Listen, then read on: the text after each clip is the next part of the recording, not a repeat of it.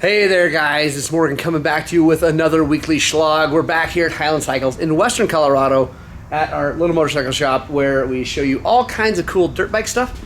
If you joined us for last week's Shlog, you'll recognize this WR. We got the parts for it, so I'm getting ready to put that carburetor back together.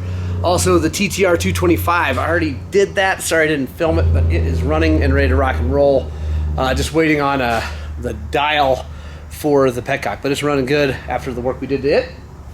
So if that sounds like fun and you want to join us for a week at a little tiny motorcycle shop, let's do it.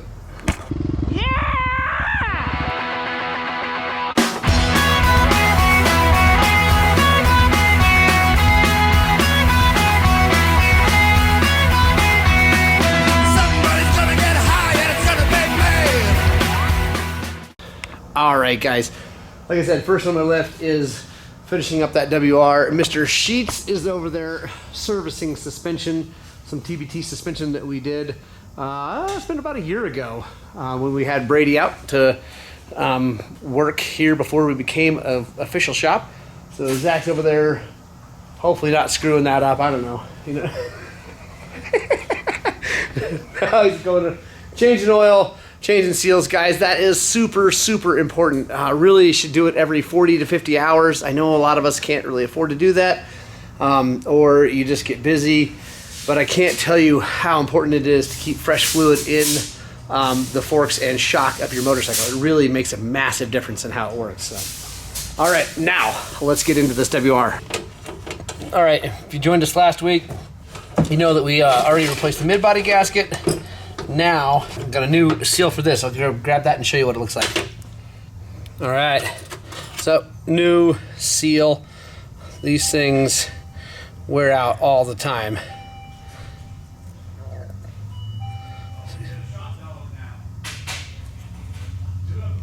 All right, guys, so that just goes on just like that. These wheels like to fall off, so just make sure you hold on to those. And then we gotta, on this slide, well, it's really the actuator for the slide. There's a bolt. You gotta take that out. You come up.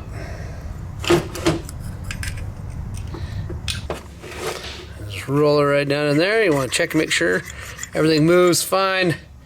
We'll put our screw back in.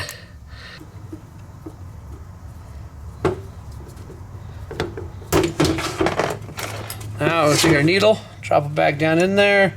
I'm leaving it in the position it was in because I think this bike was running just fine up here before it just sat. And we got a new gasket for the lid. Definitely want to make sure if you're not replacing this gasket, make sure it's sealing well. Because if this leaks air, the bike will go lean and you get a lot of dirt down in the carburetor.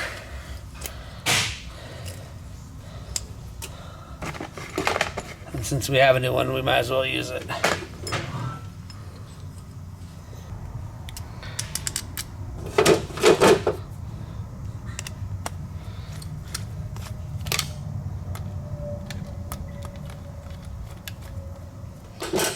Right on, guys, ready to rock and roll. Just gonna go install this on the bike and then I'll check in and make sure everything's working good. All right, guys, got the WR all done and runs great. Still all funny, still got the small end cap in here. Most of these things don't make it out of the dealership with that in there. But actually it runs pretty good even with that. I ripped it up and down the road, it runs really good. That's how you do it, guys. If you're gonna rebuild one of these carburetors, FCRs, just go all the way through. Definitely do a mid-body. If there's any question at all, do the mid-body. That seal on that plate makes a big difference, everything. So yeah, really happy with how that turned out. Petcock rebuild worked out good too. So this guy's already been called, he's gonna come get it. And yeah, ready to rock and roll. So I think you guys are gonna be excited about our next project. Bad dog. Bad dog. All right, guys, on the lift. 2022 TX300i. Very excited. One of our good customers just got this and a 2022 YZ250. So we're going to be working on both of them here very soon. This one first is to bring the YZ in. When we get this one in, we're going to trade. So quick list of things we're doing with RK Tech head. We're putting V-Force reeds on it. We are doing mooses in the tires. We're doing a big tank. And then I got some more stuff here. Bah, what is this? I think this is a Boysen. Yeah, Boysen clutch cover. Yeah, that's a clutch cover. And then we're going to tune it up and make it good. I think that's about it. I can't remember. I got to call him and check. I think we might be doing handguards too. But yeah, so exciting. Stick with us. We're going to get after that. All right, guys. Got the head off. Obviously, everything looks brand new. Because the bike is brand new, I think it has 0.3 hours. But let me show you what we're doing. If you guys are new to the channel, then this will be new to you. If you've been around here a long time, you've seen this before. But we are installing an RK Tech head on that beautiful thing. Here is the stock head. You can see huge differences in the combustion chamber. Yeah, anyway, big differences. This is way more efficient, higher compression, burns better. Anyway, lots more torque out of this. And then one thing I don't know if I've mentioned before, but one of the other real big benefits of this head is that this cavity is quite a bit bigger than the water jacket in here. And then since Kelsey puts these flutes into the outside of the combustion chamber, it helps pull heat out of the engine into the coolant, therefore keeping the bike cooler. Generally, he's tested them, and with his head versus without his head, it's about 10 degrees cooler with his head. So that's pretty impressive. That's a lot, and definitely a big benefit. So anyway, I'm going to put this thing on. It does come with these O-rings. They go into here. And I've had a lot of you guys ask who've gotten the head. Yes, he always sends like one extra. I'm sure it's because people have lost them in the past. So you end up with one extra O-ring. There we go. I'm going to take this. And it can only go in one way. There we go. Now, one of the keys to this whole situation is we're going to put the spark plug in here first before we go try to set it on, so we can hold the spark plug and keep this from wanting to pop out and have those O-rings get displaced. Alright guys, so the next thing we're doing is replacing reeds. I dug the reeds out of there. That is not an easy job on these TPI bikes because the way the throttle body and all that hooks up, and then mass amount of wires and things like that, it's kind of a pain. But got it out of there, no big deal. Had to flip the subframe up. It's not, you know, wasn't that bad. But let's take a look at the difference between these V-Force and the stock. So here are the stock reeds. They are carbon. They're super nice. I mean, really, yeah, really a nice set of reeds. And here are the V-Force 4s by Moto Tassanari. There's not really a huge difference. Let's see, there we go. There's not a massive difference between these guys. They're both carbon. They're both the same basic shape. All that. The biggest difference, I think, is that these V-Force have these limiters so that they don't open quite as far. I think that should help provide some torque. It might limit over rev a little bit, but I kind of doubt it. I don't think it will. But really, God, that's about the only difference I can see. So anyway, I'm gonna go put these in, and then we'll move on to the next thing. All right, guys. Next thing on the list is tank swap. So that's the stock tank. There's the new Turbis tank. Obviously, quite a bit bigger, especially up here in the groin area. That thing's giant.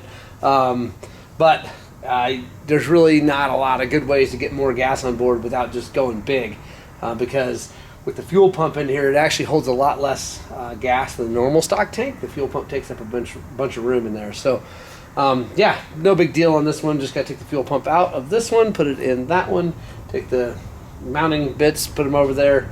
We'll get that on there, put it on and show you what it looks like. And then the last thing we got to do is put mooses in the tires.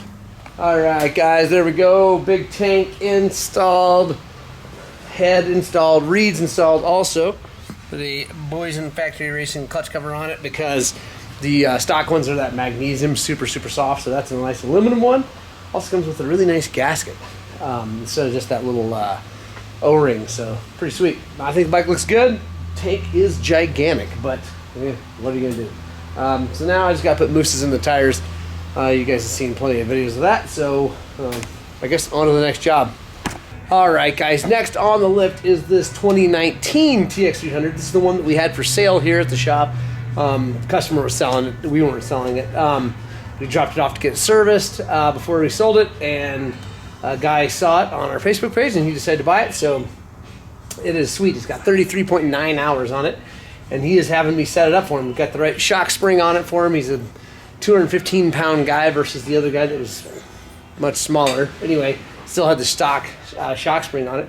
So put the right shock spring on it, and then we're putting a pipe guard on it, guys. But I made a huge mistake. Well, okay, it wasn't that big of a mistake, but I made a mistake, and I ordered an E-line pipe guard for it that fit this bike, but I ordered it accidentally for an FMF pipe. My mistake. So I tried to make it fit.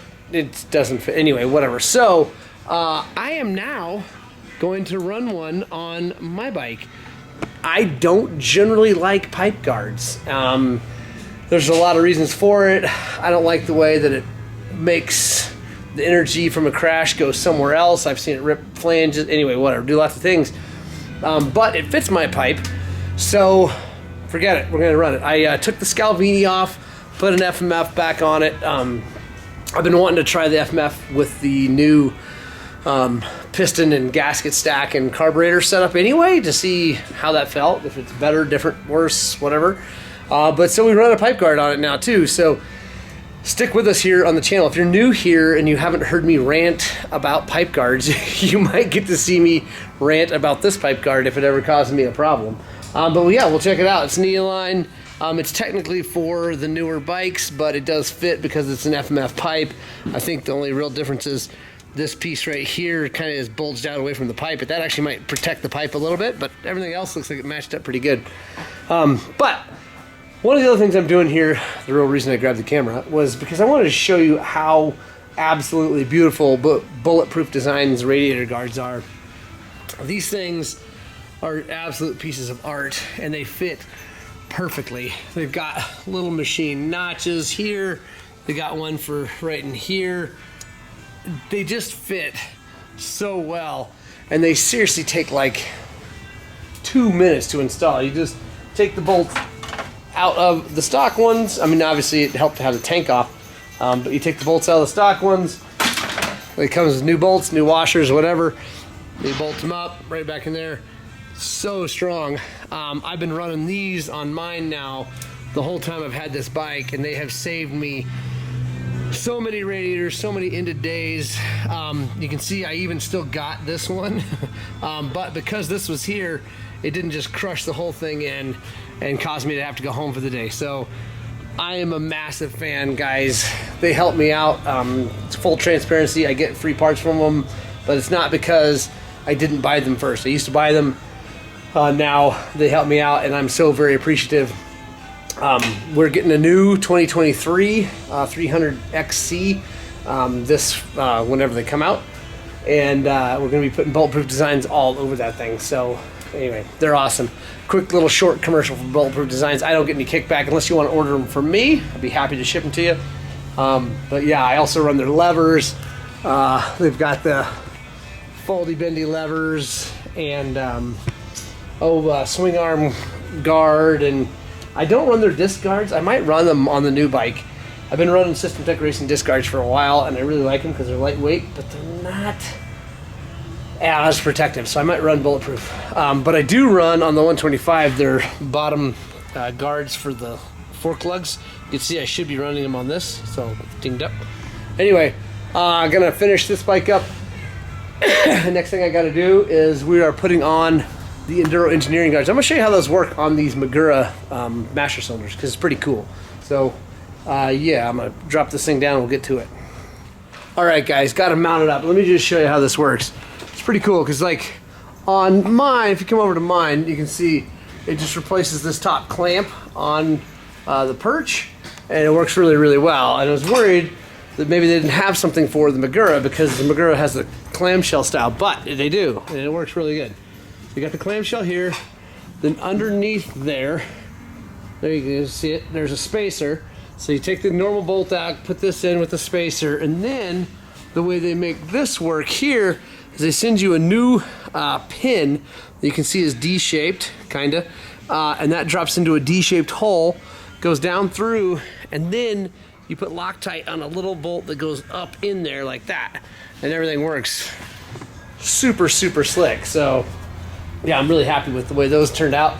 Gonna have to probably move them around a little bit, get them lined up, and really, it's, you know, personal preference on where you want your levers up and down, but I try to like make the shields at least look level before I give it back to the customer, and then they can move them and get them where they want them for, you know, the way they like their bike set up. So yeah, those are pretty cool, guys. I have now been running my Enduro Engineering open-ended flags for over a year on both the 300 and the 125, and they have been just burly. I've replaced the plastic flags, but I haven't replaced this piece at all or the metal piece. They've been super burly. So yeah, anyway, super stoked on that. All right, guys, so next job on my lift is actually my 125. It's Thursday night, and so I'm actually getting that thing ready to go ride tonight for a Thursday night ride.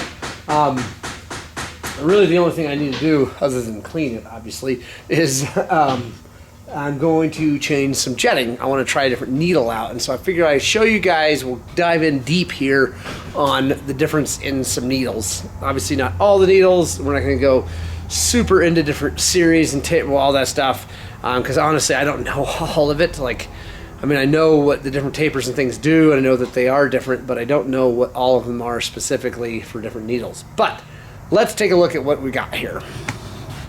All right, so as you can see, we have a JD needle. This is a blue needle, so this is the richer needle that was in the 125.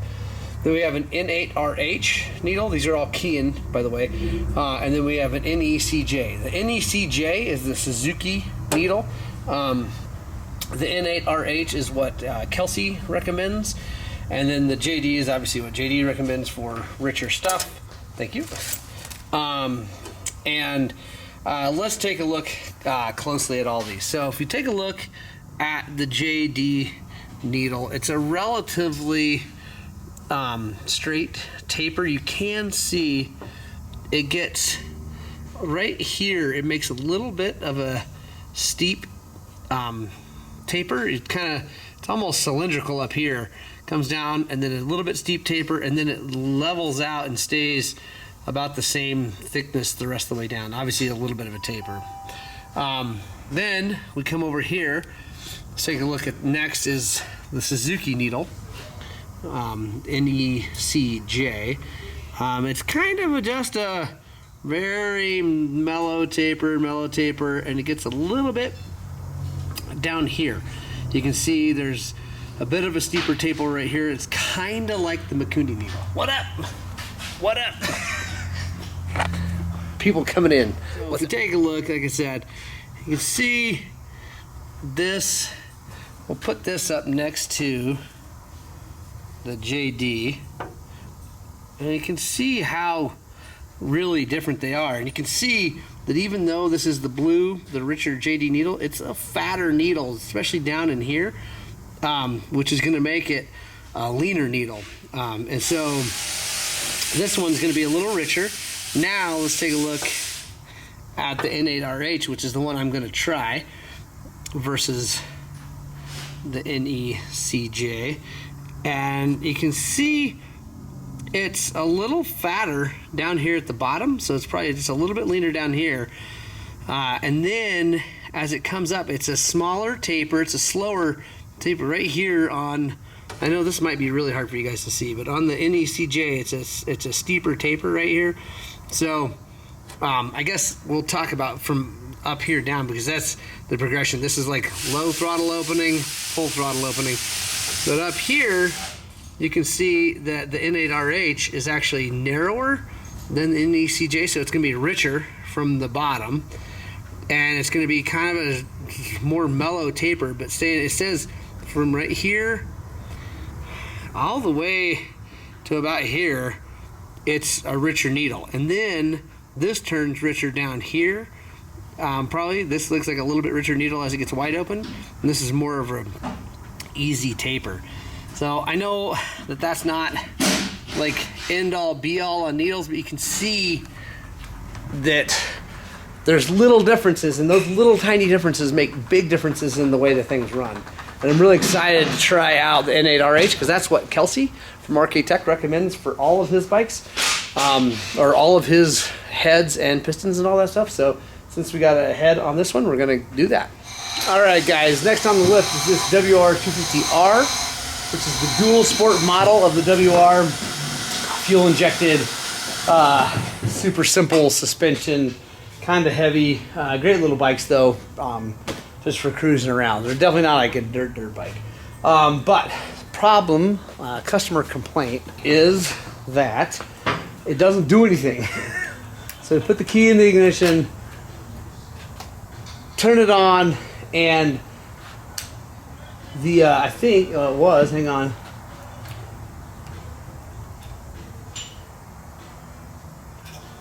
Yep. So the fuel pump runs when we turn the key on, but nothing else happens. Lights don't come on, dash doesn't come on, nothing works. So it was running just fine. He parked it. He pulled it out to go ride like the day or two later, like not months, and nothing. So it's an interesting one. I don't know what happened. He already checked the main fuse. The main fuse works, which makes sense if the fuel pump runs. The main fuse seems to be good. So I think it's something behind this headlight. So we're gonna take that thing off and dig in. Guys, back to this giant mess of WR250R. As you can see, I didn't bring in with all the testing. It's been kind of a nightmare, but I think I finally figured it out. So on Yamahas, they use this big, like, it's like a relay box. It's kind of almost like an ECU, but it's all relays and stuff. And they fail, and when they fail, weird things happen. And I believe that is what's going on here, because I tested it. I've got a power probe. I don't know if you've ever seen one of these. Let me show you how these work. These are pretty cool.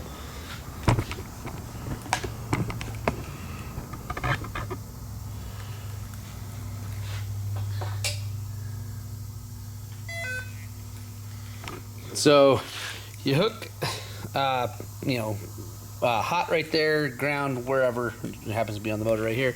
You can check, see 12.8 volts out of the battery by pushing up like that. You can give things ground. So if we come in here, we turn the key on, and hear the pump run, and nothing else lights up, and the button doesn't work. I'll show you. But if we come in here, this is the power for the button, and it's got a sharp end. You can poke it through the insulation, and then we go.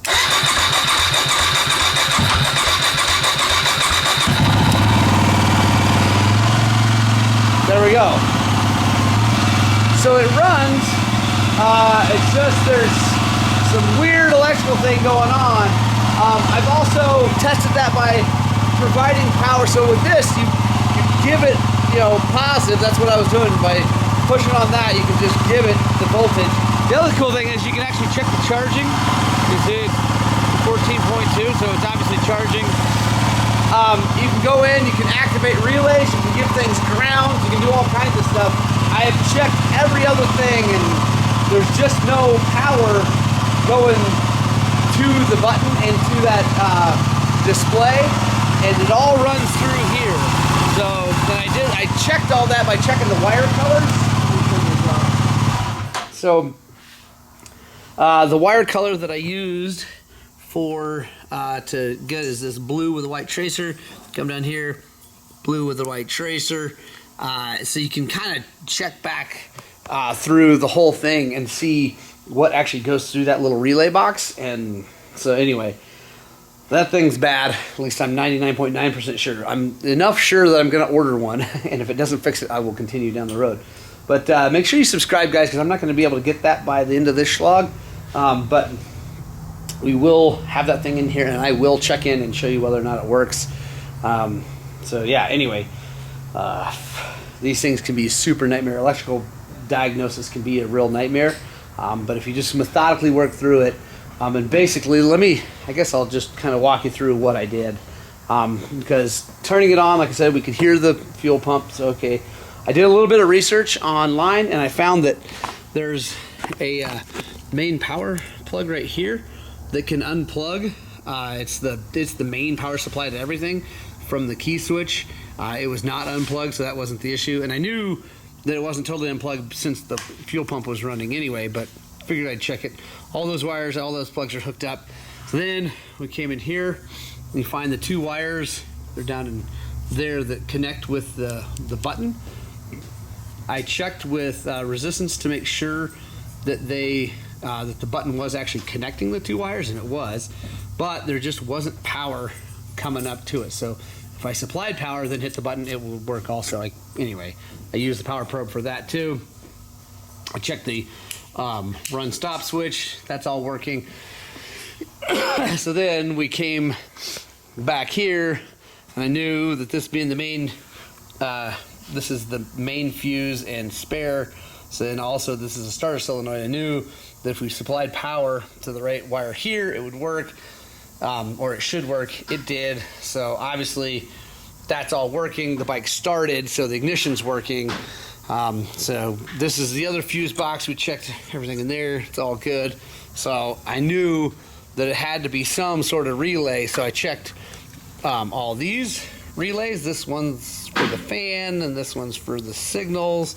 And then this is the last thing. So there we go. Get one of those. Like I said, check in next week and we'll show you whether or not that was it. I'm pretty sure it is. So on to the next job. All right, guys, we're about to shut her down for the weekend. And Mr. Sheets taking apart this KX450 over here. And I just have to show you something that I've definitely never seen. And Leander has the phone for me too. An 18250 SX JD jetting kit. We don't have one, no. Yeah. All right, so taking it apart, rebuilding it. It just needs time for top end, but give your Neeb. How much is it, and how long does it take? $89, and should be able to have it by Thursday-ish, Wednesday, Thursday. Next week sometime? Yeah. Cool. Yeah, it looks like So it looks like someone did that on purpose. It's not like a machine. Well, maybe a machine did it, but not. It's not like consistent. It's all loosey goosey. And then, so they also. So there we go. Did the same thing to the piston right there at the intake, and then did that there. So, oh, is there more? Oh, and there's more. It's down in there too. I don't know, guys. Comment below if you have seen that before. I have never seen anybody do that. I've seen lots of like smooth swirling of aluminum so it's not polished. I've never seen it on the piston or the head at the I don't even know, man. That is some weird stuff. So we're replacing the piston, but we're not replacing the throttle body or any of the other stuff. I don't know who, I mean, this thing came from Rocky Mountain Cycle Plaza. There's no way they did that to it. Looks like they've got Absolute Race Technology suspension on it. Maybe they do that. I don't know, but that's some crazy stuff. Make sure you comment below if you've ever seen anybody do that ever on anything. That's a weird one. Yeah, guys, it's the end of the week. Getting ready to shut her down. My 300 is close to being back together. Got the carburetor on it. I'm just waiting for one more part on the shock. I decided to replace, I did the shock body. So anyway, no worries. I'll be riding the 125 this weekend. Boys and I are going to get out and have some fun. I hope you guys get out and have some fun. And you spread the gospel 2 wheels. And I hope that what we're doing is inspiring you guys to work on, but get out and ride your dirt bikes!